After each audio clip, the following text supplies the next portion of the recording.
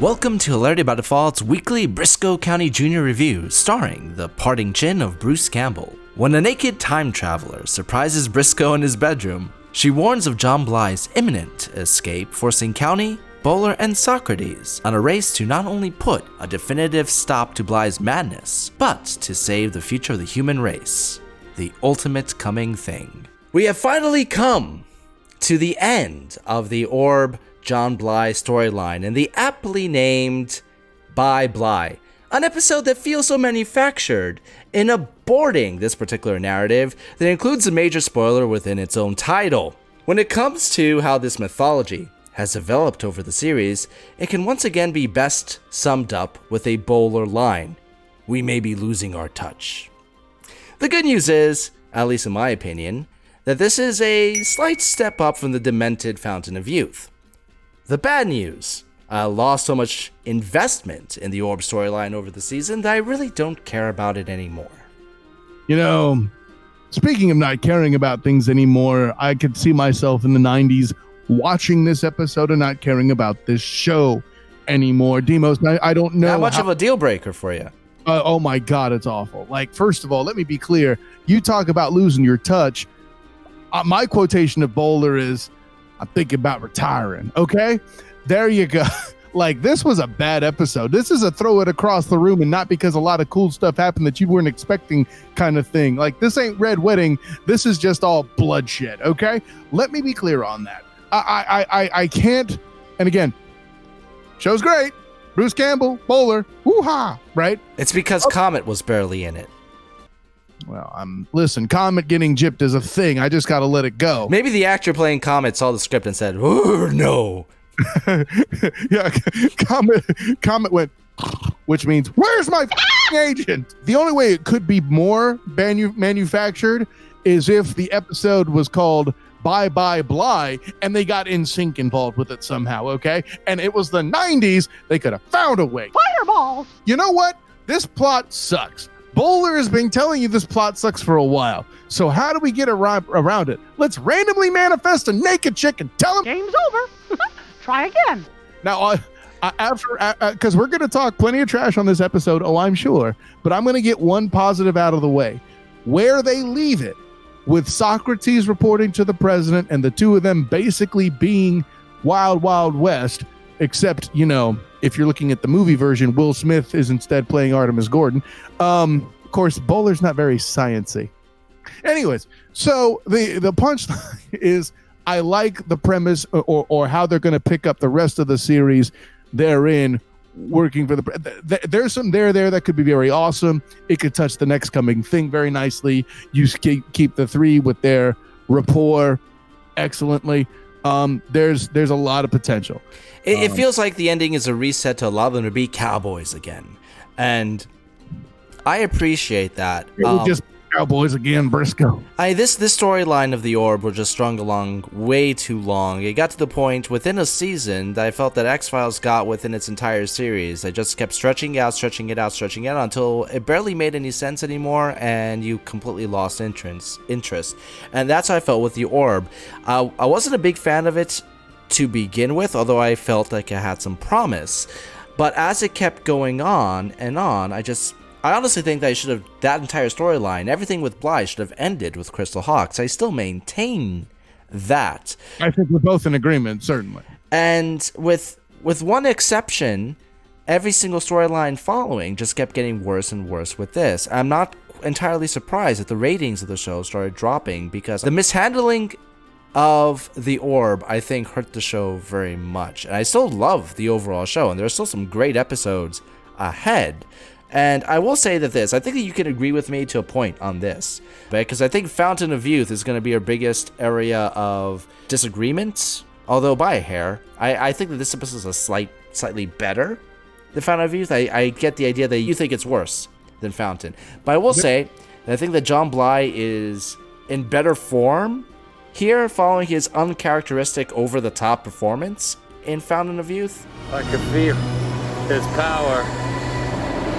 It's magnificent! And with it I will return home and use its power to rule the world! Hell, you even get to see him die twice here. Neither are particularly satisfactory, but... That's the stupid for me. The whole redo with Bowler thing and him being shot and, oh, the orb doesn't work. Fireball! Just cuz. What? I want to get to that in a little bit. Let's stick with Bly for the moment. Did you think that he was better portrayed here than he was in Fountain? I don't do this to you a lot on your show, but I'm going to say this. I'm going to have to abstain because I'm still getting over I'm still traumatized from I'm from the year 25, whatever. You know, what? No. At least the naked chick was from 5502. Oh, yeah, right. Why not? You know, I mean, because what? Yeah. I will say this one thing. I am kind of happy to a small degree. Very, very tiny. My dude, astronomically small degree. Infinitesimal. Well, I was going to say at least that if there's going to be a character from the future, at least it's not like, 2030. At least it's far, far into the future. I'm like, okay, that's... That way we could be sure we're never alive to see orbs happen. Wonderful. Exactly. I think that the fist fight that Briscoe and Bly had is pretty decent. No. Although I should note...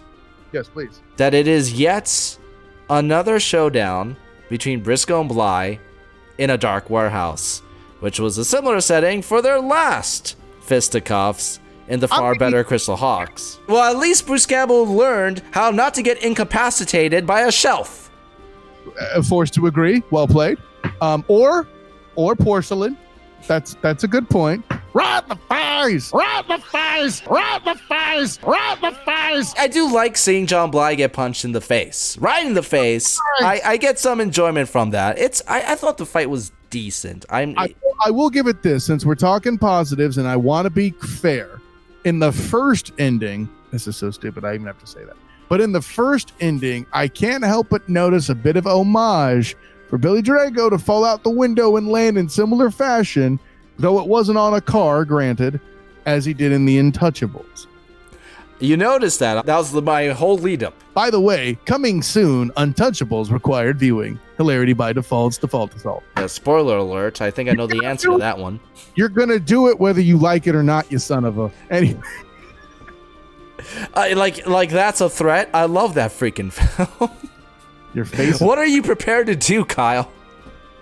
Hey, listen, all I'm telling you is one thing that is true with that required viewing. It could be argued that asking that question is taking a knife to a gunfight. The opposite is the Chicago way. I think that Bowler rocks in this episode, from his Napa Valley winery ambitions, which is his own coming thing, to his ambush of the rogue government agent in Briscoe's room. I thought that was very well done. And I got a little bit of joy from his place in the history books as Briscoe's faithful companion. I love that running joke. But keep in mind, all the stuff you enjoy is that's set up by other episodes. We've seen the sneaky, I'm behind you with my gun, F you up kind of stuff. It's good enough here that I still got enjoyment out of it, and I'm still laughing at it. Yeah, maybe some of it is some of it's a running joke, some of it is just plain continuity, and some of it just them being smart, even though they literally walk into an ambush like idiots halfway through the episode. But maybe they learned a lesson from the whole opening of the friggin' show. It wasn't as bad as the rest of the episode. It was actually kind of good, and we were surprised because after seeing, hey, oh, look, there's orb skeet on the floor. Here comes Bly. Oh, look, there's a naked chick manifesting for... That was a Terminator reference. The orb skeet was a Terminator reference? No. The traveling through time in the nude. That's a Terminator thing. Yeah, I'm aware of that, but I mean... Is my nudity bothering you? Okay. I didn't have a big issue with that. Actually, I mean, if we're talking about my biggest issues with this, time travel. Because the time travel element I hear brings a heavy weight on the overall stakes and proceedings of the entire damn episode. What is clearly a well-acted, heartbreaking even, death scene for Lord Bowler is robbed of most of its pathos when they're surrounded by literally 2 time machines. Even if they try to play off like the orb suddenly lost their powers for a moment. Heck, the moment early in the episode where Bowler starts talking about retirement, well, now there's a cliched heavy-handing bit of foreshadowing if I ever saw one. And you want to talk about time travel? Speaking of time travel, it doesn't make sense in this episode. Why did the naked lady show up literally the moment the orb was being stolen to let Briscoe know the orb is being stolen? She has a time machine. Couldn't she show up an hour earlier? A day earlier? Yeah, okay, I hear the argument. We wouldn't have a story then. I still defend my position. A line or two about time travel over long distances of time not being very accurate instantly would have solved the problem. No. Instead, the exposition goes to her new time traveling, akin to, as I mentioned before, the Terminator, which I'm not going to complain too much about because if she showed up in my room, I would, like Briscoe, probably thought that she was an angel, and God, yes, I'm in heaven, no more orb. Anyway, although I will give him a little bit of credit, actually no, I'll give him major credit for wrapping up most of the loose ends, particularly Briscoe from the future. That was interesting. However, I made the mistake of, after watching Bly, I rewatched the ending of AKA Kansas where Briscoe meets himself. That episode shows a very, very different interpretation of what's going on there. Briscoe calls it a telegram from the future. This episode makes it clear that he's really there. Then how come he's flickering like a hologram in AKA Kansas? Yeah, okay, that's maybe a minor quibble, but most anything involving time travel outside of the blatant Back to the Future pun is usually going to have some issues. The time traveling thing, ever since they introduced it with Bly, I'm like, what do you remember me texting you randomly out of nowhere late at night? I'm just saying. Yeah, I was wondering when you said, well, to put it in perspective for viewers, Kyle was watching the episode and suddenly I got I think it was a hell no and a gif of somebody flipping over a table. And I was sitting back saying, I wonder what point in this god-demented episode did it encourage the wrath of the table being flipped. Because I could probably name about 5. The naked chick popping in. Really? Yep. That demanded the table flip? No. Yep, absolutely. I'm sorry, that wasn't even well executed. Well, as far as effects or just like how... I'm not going after effects. Okay. This is 20-something years old. That's not fair. And it's on a television budget. That's stupid. No. It was like the exchange was stupid. Not very well written. I will add that. I will acquiesce to that.